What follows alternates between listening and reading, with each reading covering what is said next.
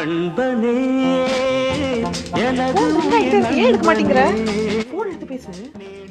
எதுக்கு பேசிக்கிட்டு அங்கே வெளில கூப்பிடுவான், நீ எப்படி இருந்தாலும் விட மாட்டேன். சொல்றா, வெளில போலாமா? எங்கடா? படத்துக்கா? என்ன படம்? மஞ்சு மேல பாய்ஸா? மஞ்சு மேல் பாய்ஸா? காசே இல்லடா கையில. என்னது, நீ டிக்கெட் போட்டு கூட்டு போறியா? பாப்கார்ன் சாப்பிட கூட காசு இல்லையடா, அதுவும் நீ வாங்கி தரியா? எத்தனை மணி ஷோடா? நைட் ஷோவா?